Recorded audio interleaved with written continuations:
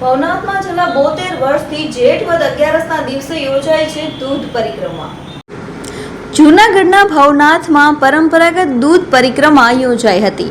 ભવનાથમાં છેલ્લા 72 વર્ષથી જેઠ વદ 11ના દિવસે દૂધ પરિક્રમા યોજાય છે। ભવનાથના સંત કર્મણ ભગત દ્વારા આ પરિક્રમાનો પ્રારંભ કરવામાં આવ્યો હતો અને બોરદેવી સુધી દૂધ પરિક્રમા યોજાય છે।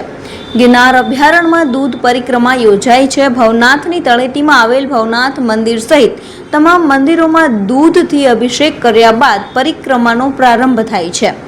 દૂધની ધારા પરિક્રમા રૂટ પર કરવામાં આવે છે। ગૌ સંરક્ષણ, પ્રકૃતિનું જતન, વરસાદ ખૂબ સારો થાય, માનવીમાં એકબીજા પ્રત્યે પ્રેમ વધે, પશુ પક્ષીઓનું જતન થાય, દેવી દેવતાઓ પ્રસન્ન થાય તેવા ઉમદા ભાવ સાથે આ પરિક્રમાનું આયોજન કરવામાં આવે છે। આ પરિક્રમામાં સાધુ સંતો, હિન્દુ સંગઠનો, રાજકીય આગેવાનો જોડાય છે।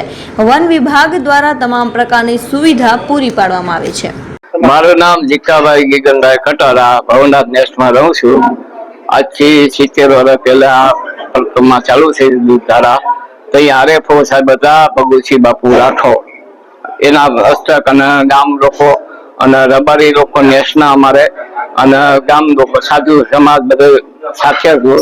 એ સમયથી અમારે પ્રથમમાં દૂધ ધારાને ચાલુ છે અને આ વરસાદ સારો થાય એની માટે કે ભાઈ દૂધ ધારા આપણે ચાલુ કરીએ એટલે વરસાદ સારો થાય કે ભાઈ એ સમયથી ચાલુ છે અમારે અને હજી ચાલુ જ છે।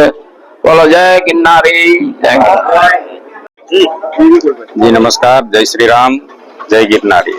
આપ સૌને જણાવતા આનંદ થાય છે કે આજ રોજ જેઠ વદ 11 એટલે એવું કહેવામાં આવે છે કે જુનાગઢ અને આસપાસ વસતા તમામ ગિરનારની આસપાસ વસતા લોકો તેમજ માલધારી સમાજ તેમજ અબોલ જીવોની સુખાકારી માટે થતી ગિરનારની પરિક્રમા એટલે દૂધધારા પરિક્રમા। આ દૂધધારા પરિક્રમા ખરેખર એને 75 વર્ષ થવા જઈ રહ્યા છે કે ભાઈ 75 વર્ષથી સતત અવિરત આ પરિક્રમા ક્યારેય કોઈ પણ વિઘ્ન વગર પૂર્ણ કરવામાં આવેલ છે। ગિરનારી મહારાજ શ્રી કર્મણ ભગત પરિક્રમા બોલું છું કે ગિરનાર દૂધધારા પરિક્રમા અહીંયા 72 વર્ષથી ચાલુ છે। યોગીની એકાદશી, જેઠ વદ યોગીની એકાદશી દૂધધારા પરિક્રમા હોય છે। આ દૂધધારા એક ધાર્મિક છે અને અમારે રબારી સમાજથી ભવનાથ મેળામાં બધા દૂધ આપે છે અને પરિક્રમા કરે અને બધા દૂધ ઉપાડીને જાય। કાવડી ભેગી હોય અમારે ને 100 લીટર દૂધ હોય છે। દૂધની પરિક્રમા થાય છે। ઘણા ભવનાથના તમામ સમાજ આ પરિક્રમા અમારે કરે છે।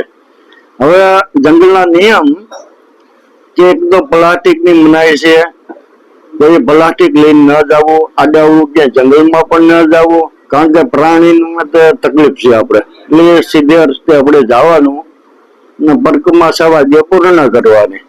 બીજું બોલો।